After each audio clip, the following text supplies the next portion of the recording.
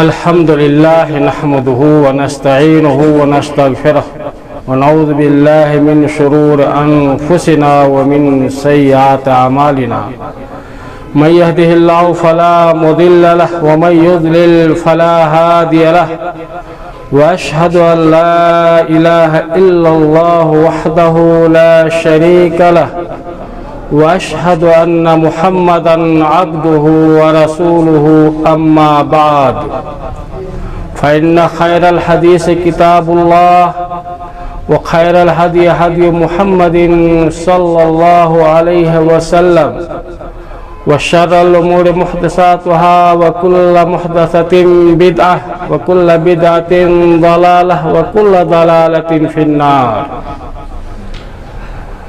يا أيها الذين آمنوا اتقوا الله حق تقاته ولا تموتن إلا وأنتم مسلمون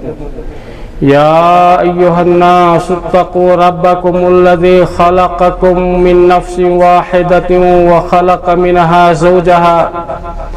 وبث منهما رجالا كثيرا ونساء واتقوا الله الذي تساءلون به والأرحام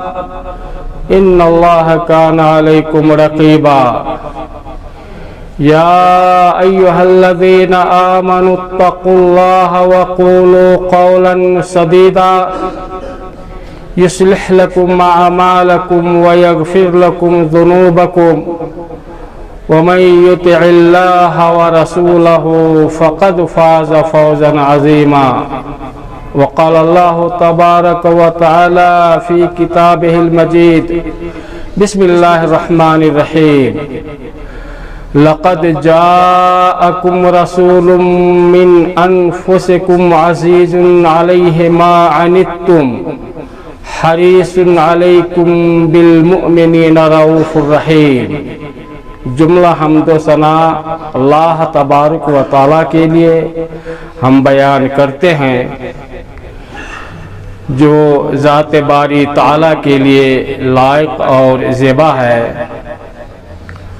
اور اللہ تبارک و تعالیٰ کے تمام برگزیدہ نبی و رسولوں پر درود و سلام بھیجتے ہوئے ہم اپنے آخری نبی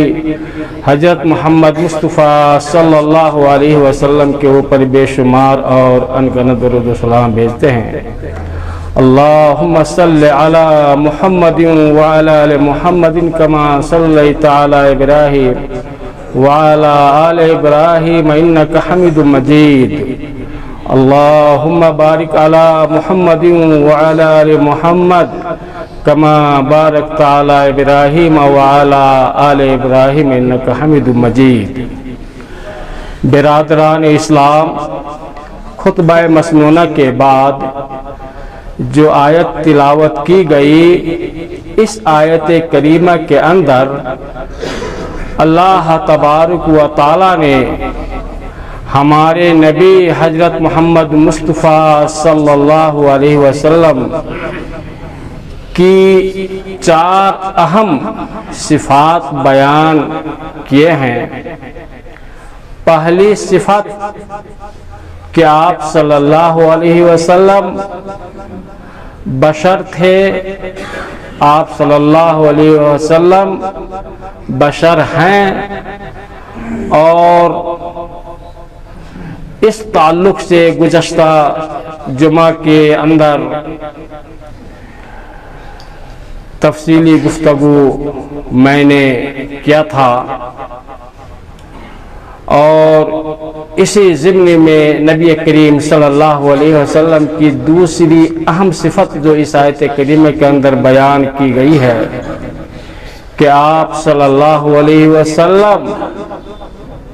کی صفت یہ ہے کہ امت مسلمہ کو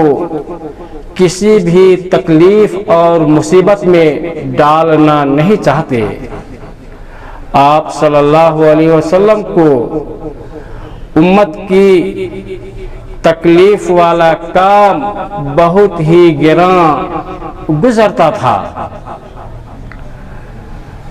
برادران ملت، نبی کریم صلی اللہ علیہ وسلم کی وہ ذات ہے کہ اپنی امت کو کسی بھی پریشانی میں کبھی بھی ڈالنے کی کوشش نہیں کی، بلکہ آپ صلی اللہ علیہ وسلم یہ ہرگز نہیں پسند کرتے تھے کہ میری امت کے اوپر کوئی دشوار کن کام، چاہے عبادت کا معاملہ ہو یا کسی اور چیز سے، آپ صلی اللہ علیہ وسلم کو یہ بالکل پسند نہیں تھا کہ امت مسلمہ کسی پریشانی میں مبتلا ہو جائے۔ اسی لیے ہمارے حضور نبی کریم صلی اللہ علیہ وسلم دین کے معاملہ میں بھی ہمیشہ آسانیوں کو پسند فرمایا کرتے تھے، اور آپ کو جب یہ احساس ہوتا کہ فلاں کام اور فلاں عبادت میں میری قوم، میری امت تکلیف کا شکار ہو سکتی ہے، تو آپ صلی اللہ علیہ وسلم اس کام کو چھوڑ ہی دیتے تھے، اس چیز کو چھوڑ ہی دیتے تھے، اپنی قوم کے نفسیات اور حالات کا احساس کرتے ہوئے۔ مثال کے طور پہ یہ 5 وقت کی نمازیں جو ہم پڑھتے ہیں، اصل میں نبی کریم صلی اللہ علیہ وسلم کے اوپر اللہ تبارک و تعالیٰ نے 50 وقت کی نماز فرض کی تھی۔ یہ 5 وقتہ نماز جو ہے اصل میں نبی کریم صلی اللہ علیہ وسلم کو اللہ تبارک و تعالیٰ نے حکم دیا، وہ 50 وقت کی نماز تھی۔ آپ کو احساس ہوا کہ میری قوم 50 وقت کی نماز نہیں پڑھ سکے گی، آپ صلی اللہ علیہ وسلم نے اللہ تبارک و تعالیٰ کی جناب میں بار بار کم کرنے کی درخواست کی، تخفیف کرنے کی درخواست دی، اور اللہ تبارک و تعالیٰ نے قبول کرتے ہوئے 50 وقت کے بجائے 5 وقت کی نماز فرض کر دیا۔ اللہ اکبر۔ اپنے لیے نبی کریم صلی اللہ علیہ وسلم پریشان نہیں ہوئے، لیکن مسلمانوں کے لیے کہ 50 وقت کی نماز اللہ تبارک و تعالیٰ سے کم کراتے ہوئے 5 وقت کی نماز فرض کروائے۔ ہمیں کیا چاہیے کہ ہم 5 وقت کی بھی نماز ادا نہ کریں؟ یہ بہت ہی افسوس کا مقام ہے۔ اسی طریقے سے حدیث شریف کے اندر آیا ہے کہ نبی کریم صلی اللہ علیہ وسلم نے فرمایا کہ اگر مجھے یہ خوف اور ڈر نہ ہوتا کہ میری امت کو پریشانی لاحق ہو جائے گی، تو میں مسواک، یہ دتون جسے ہم کہتے ہیں، میں یہ حکم دیتا کہ ہر وضو، اور دوسری روایت کے اندر آیا ہے کہ ہر نماز کے وقت مسواک کرنے کا حکم دیتا، واجب قرار دیتا۔ لیکن میں یہ جانتا ہوں اور مجھے احساس ہے کہ مسلمان پریشان ہو جائیں گے، اس لیے میں نے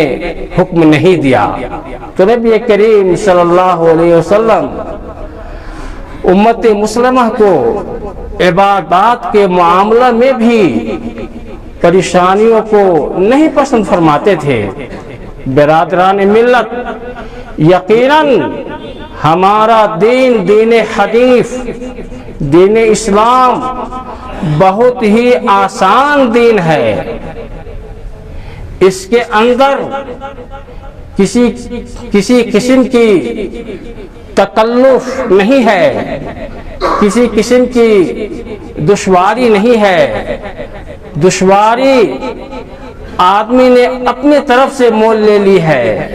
یا سمجھتا ہے جو نہیں کرنا چاہتا ہے۔ دین اسلام بہت ہی آسان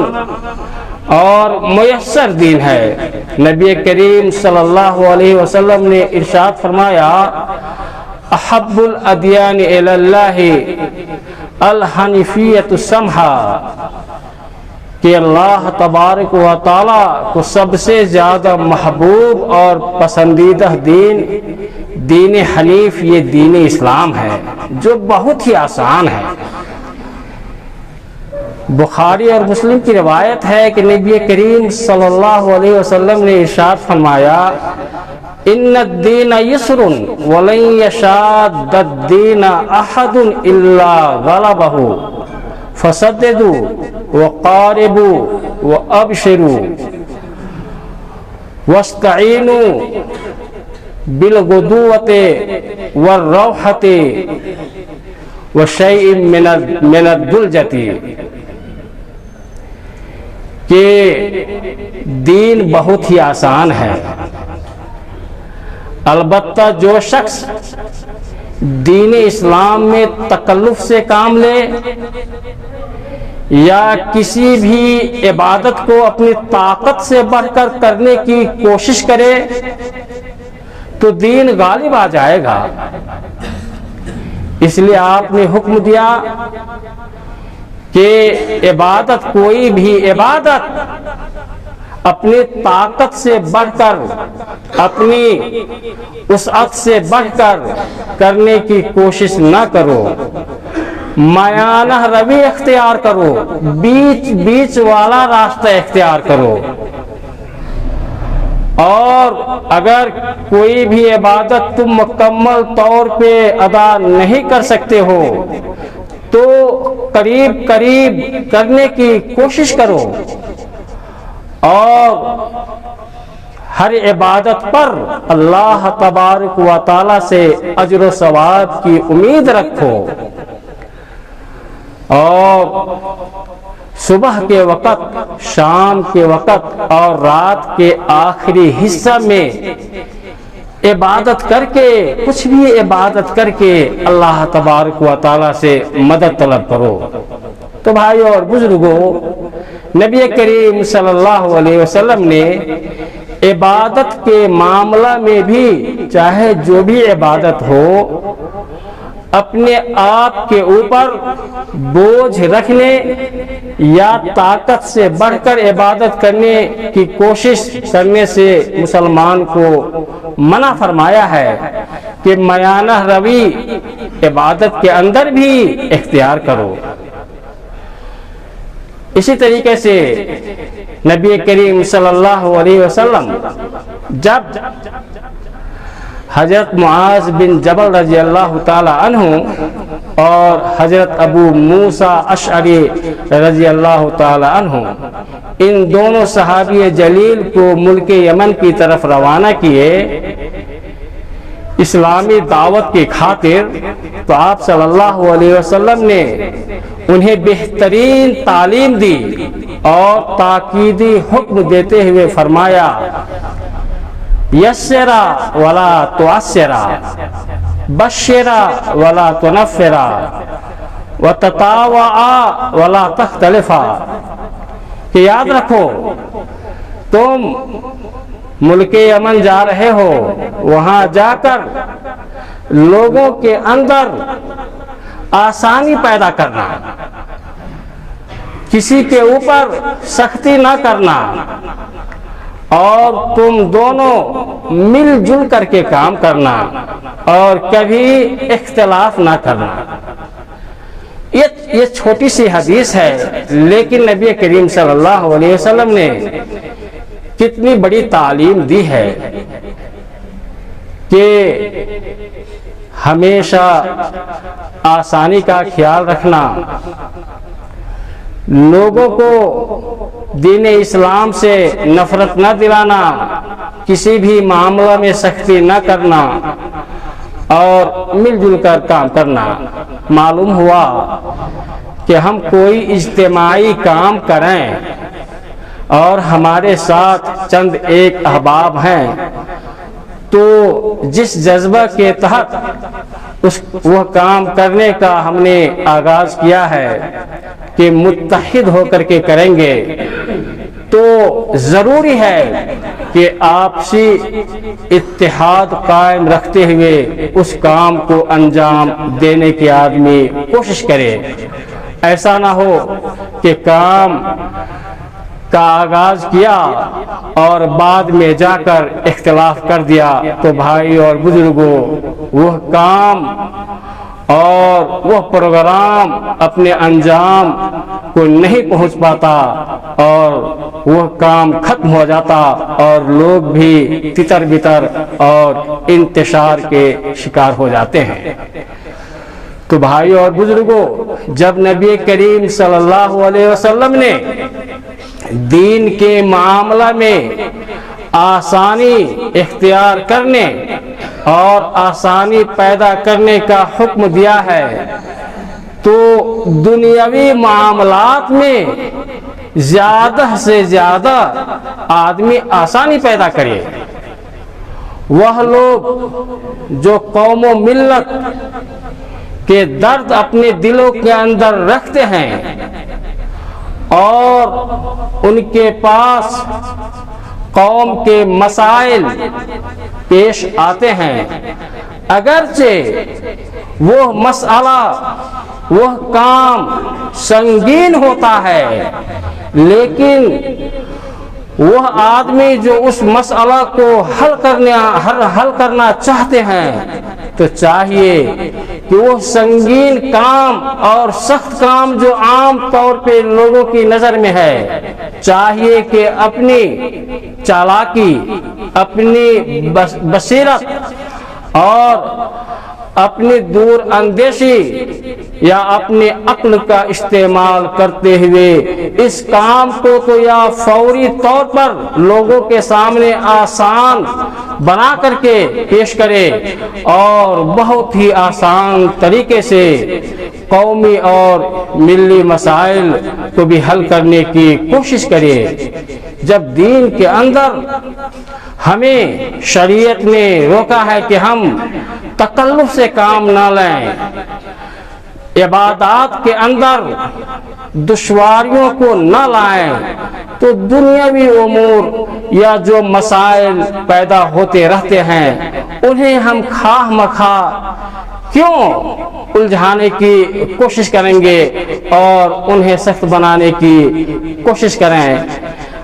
وہ آدمی جو ایک آسان کام کو سخت بنا دیتا ہے یا حل نہیں کر پاتا ہے تو آدمی کو بھی چاہیے کہ ایسے آدمی سے دوری اختیار کرے جو آسان کام کو بھی، جو دنیاوی تعلق سے وہ کام ہے اور وہ آسان کام کو سخت بنا دیتا ہے یا الجھا دیتا ہے تو ایسے آدمی کے پاس آدمی جائے ہی نہیں۔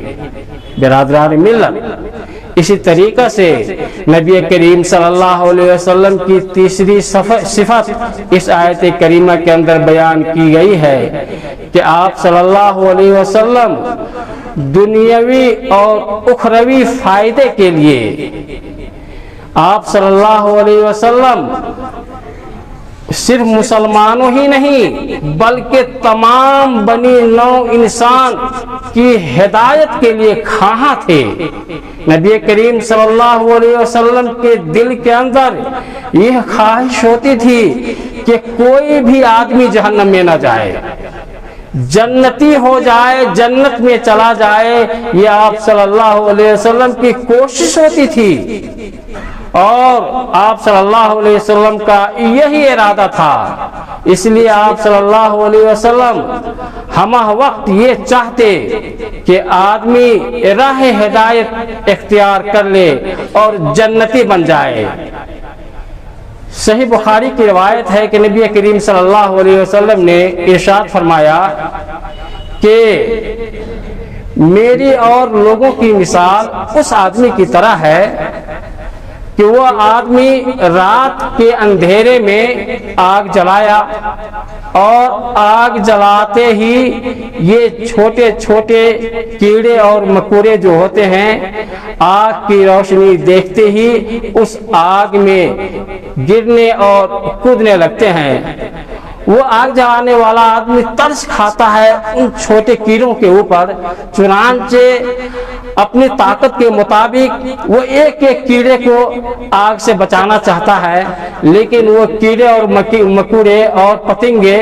یہ سب اس آدمی کے اوپر غالب آ جاتے ہیں اور آگ میں کود کر اپنی جان دے ہی دیتے ہیں۔ تو نبی کریم صلی اللہ علیہ وسلم نے فرمایا کہ میں تمہیں تمہاری کمر کو پکڑ کر کھینچ رہا ہوں کہ جہنم میں نہ جاؤ، لیکن لوگوں تمہاری حالت اور تمہاری کیفیت یہ ہے کہ تم اپنی کمر کو چھڑا کر جہنم میں کود رہے ہو۔ یعنی جن چیزوں سے میں نے اور اللہ نے منع کیا ہے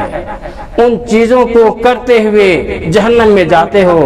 اور میں تمہیں روکتا رہتا ہوں۔ تو بھائیو اور بزرگوں، نبی کریم صلی اللہ علیہ وسلم کی یہ صفت تھی۔ نبی کریم صلی اللہ علیہ وسلم کا یہ ارادہ ہوتا کہ آدمی جنتی والا کام کرے اور جنت میں چلا جائے، اور آپ صلی اللہ علیہ وسلم ایک ایک لمحہ اور ایک ایک وقت کو لوگوں کی ہدایت اور راہ راست کے اوپر لانے میں خرچ کیے اور آپ نے کوشش کی۔ تو ضرورت ہے برادران ملت کہ ہمارے حضور کریم صلی اللہ علیہ وسلم نے ہمیں جنت کی راہ دکھائی ہے، آپ ہمیں جنت میں لانے کی کوشش کیے، تو ہمیں چاہیے کہ ہم آپ صلی اللہ علیہ وسلم کی تعلیمات اور آپ صلی اللہ علیہ وسلم کی ہدایات کو اختیار کرتے ہوئے عمل کریں اور جنت میں اپنا ٹھکانہ اور گھر بنائیں، اور جنت نصیب اسی آدمی کو ہوگی کہ جس کا عمل قرآن اور نبی کریم صلی اللہ علیہ وسلم کی سنت کے مطابق اس کا عمل ہو۔ تو اللہ تبارک و تعالیٰ سے ہم دعا کرتے ہیں کہ الہی ہمارے گناہوں کو، ہمارے خطاؤں کو، ہماری کمیوں اور کوتاہیوں کو درگزر فرمائے، اور ہمیں نبی پاک صلی اللہ علیہ وسلم کے تعلیمات اور سنتوں کے اوپر عمل کرنے کی توفیق عطا فرمائے۔ وصلی اللہ تعالی علی نبینا محمد وعلی آلہ وصحبہ اجمعین۔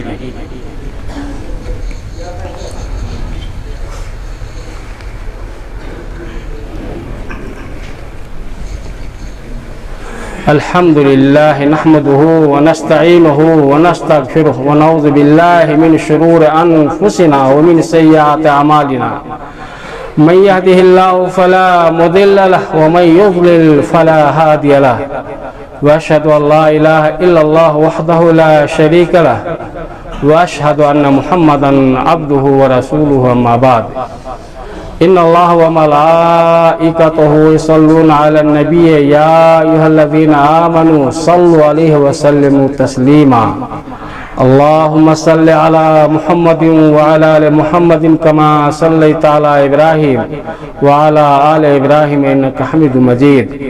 اللهم بارك على محمد وعلى آل محمد كما باركت على إبراهيم وعلى آل إبراهيم إنك حميد مجيد۔